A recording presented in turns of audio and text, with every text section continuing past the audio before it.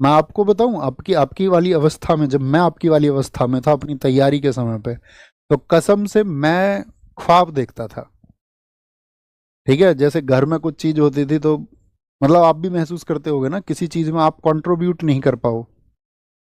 तो जब मैंने पढ़ाना नहीं शुरू किया था तो उससे पहले मुझे आज भी याद है, हम अपने घर के बरामदे में बैठे हुए थे, तो हमारी तीन बहनों में से जो बीच वाली बहन है उसकी शादी होनी थी।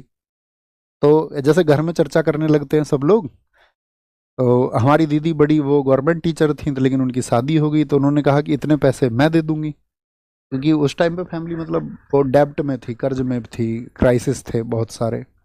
तो ऐसे कैलकुलेशन करते, जैसे भैया थे हमारे बड़े, तो वो भी कहते थे इतने पैसे का अरेंजमेंट मैं कर दूंगा। तो मेरा, हमारे चाचा और हम साथ रहे हैं, मतलब हमारी चाची जी एक्सपायर हो गई थी, तो हम पांच भाई बहन और हमारे चाचा के तीनों लड़के, हमारे मामा की लड़की और हम, मतलब हमारे माता मम्मी पापा ने हम नौ नौ लोगों को परवरिश की, है ना। तो पढ़ाया बढ़ाया सबको अच्छे से, कोई भेदभाव नहीं किसी के बीच में। तो जो मुझसे छोटा, उसका सिलेक्शन हो गया था एयरफोर्स में, और हम फंसे हुए थे, है ना। तो एयर वो भी मतलब उसने भी बताया, उसने भी अपना कंट्रीब्यूशन बताया, लेकिन मुझे आज भी याद है वो स्थिति कि मैं बैठा हुआ ये सोच रहा हूँ कि मैं इसमें कुछ कंट्रीब्यूट नहीं कर पाऊंगा, इसमें मेरी भागीदारी नहीं हो पाएगी। अब शायद इस बात को मैं आपसे मुस्कुराते हुए कह सकता हूँ, लेकिन उस समय का वहां बैठे हुए उस स्थिति में, उन दिनों की मानसिक स्थिति अब तुम सोच सकते हो, है ना।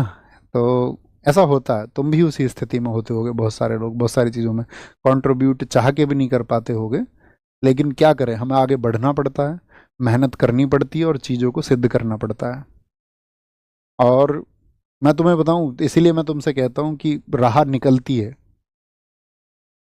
और मैंने अपनी राह निकाली है।